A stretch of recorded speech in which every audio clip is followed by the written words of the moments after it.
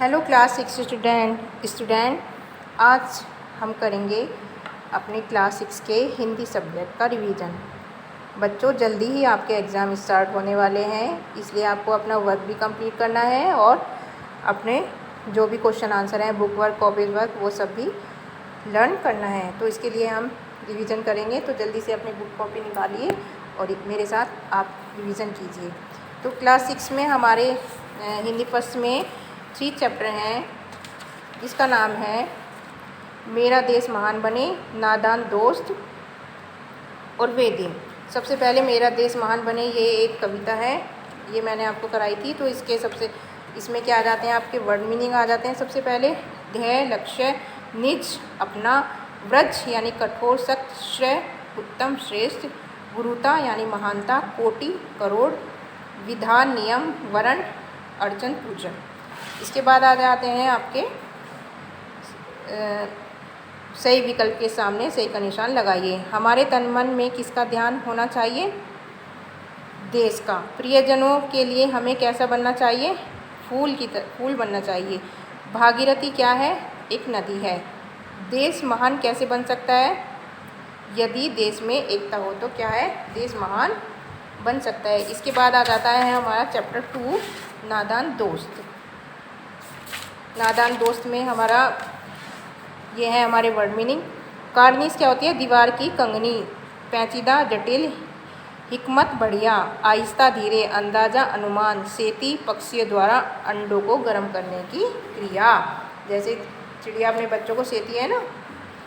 शुद्ध, होश, अधीर, बेचैन, हिफाजत यानी कि सुरक्षा करना, जिज्ञासा, जानने की इच्छा, किवाड़, दरवाज़ा, अफसोस, दुख। इसके बाद हमारे आ जाते हैं,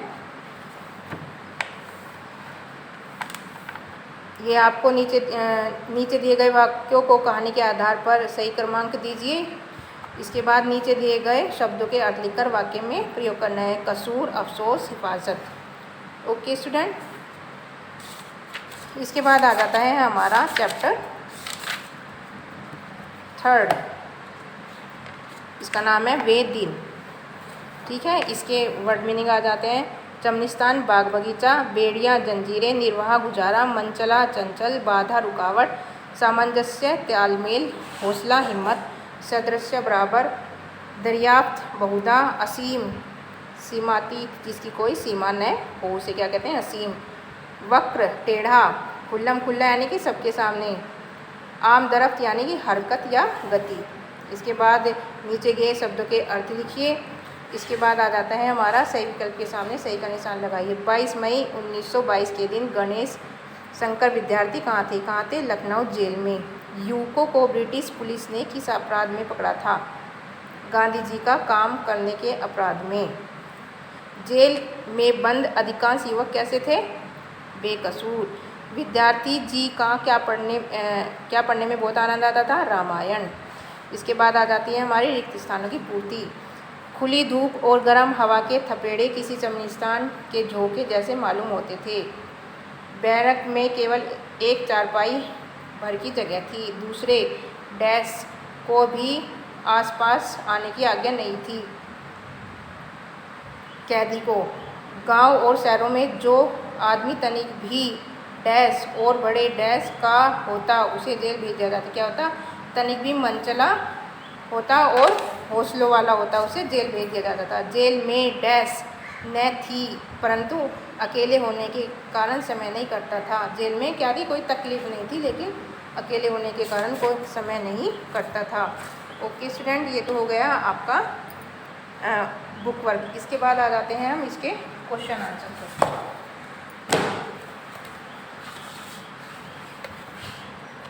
ये आ गए हैं इसके क्वेश्चन आंसर। मेरा देश महान बने।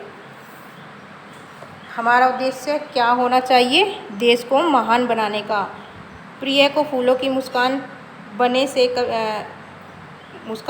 कवि का क्या तात्पर्य है? प्रस्तुत पंक्तियों में कवि का तात्पर्य है कि हमें अपने प्रियजनों के साथ अच्छा व्यवहार करना चाहिए और उनके साथ प्यार से रहना चाहिए।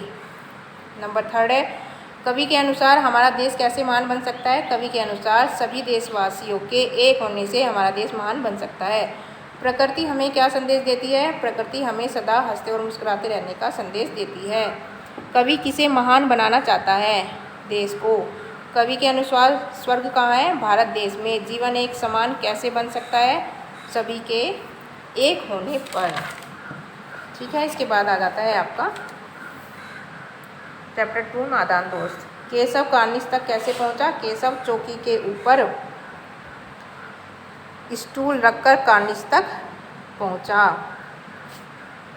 चिड़िया ने अंडे कहाँ दिए? सॉरी, यहाँ आएगा चिड़िया ने अंडे कितने दिए थे? कितने दिए थे? 3। केशव और श्यामा कौन थे? केशव और श्यामा भाई बहन थे। माँ दोनों को बाहर क्यों नहीं जाने दे रही थी? तेज धूप के कारण।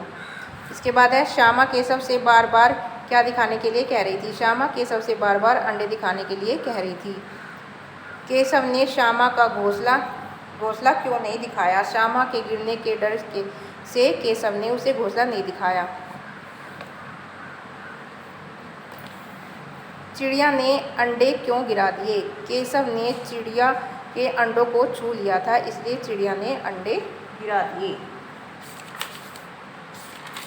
इसके बाद आ जाता है हमारा चैप्टर 3 नादान दोस्त।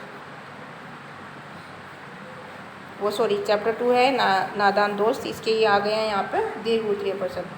चिड़िया को कार्निश पर बैठे देख केशव तथा श्यामा के मन में कौन कौन से सवाल उठे? चिड़िया को कार्निश पर बैठे देख केशव तथा श्यामा के मन में तरह तरह के सवाल उठते थे, जैसे अंडे कितने बड़े होंगे, किस रंग के होंगे, कितने होंगे, क्या खाते होंगे, बच्चों के पर कैसे निकलेंगे। ओके स्टूडेंट, ये आपको सब याद करना है। इसके बाद आ जाता है हमारा चैप्टर 3 वे दिन। इसमें है वंदे मातरम। महात्मा गांधी जी की जय बोलने वाले युवक कहाँ के थे? कहाँ के थे? लखनऊ के। जेल में अधिकतर लोगों पर कौन सी दफ़ा लगाई गई थी? दफ़ा 109 और 110। विद्यार्थी जी को कानपुर जेल से कब रिहा किया गया था? 26 अक्टूबर को। इसके बाद आते हैं लघु उत्तरीय प्रश्न। किन्हें देखकर विद्यार्थी जी को अपने जेल में बिताए गए दिन याद आने लगे? लखनऊ स्टेशन पर अनेक युवक जिनके पैरों में बेड़ियाँ थी, परंतु जवानों से भी बढ़कर उनके हृदय खुले हुए थे, उन्हें देखकर विद्यार्थी जी को अपने जेल में बिताए दिन याद आने लगे। युवकों को किस अपराध के लिए जेल भेज दिया जाता था? गांव व शहरों में जो भी आदमी तनिक भी मनचला और हिम्मत वाला दिखाई देता था, उसे जेल भेज दिया जाता था। विद्यार्थी जी को जेल में पढ़ने के लिए कौन कौन सी पुस्तक दी गई थी? कौन कौन सी दी गई थी? गीता रहस्य, रामायण, शेक्सपियर आदि। गांधी जी किस काम को बुरा समझते थे? गांधी जी डाका डालने को बुरा समझते थे।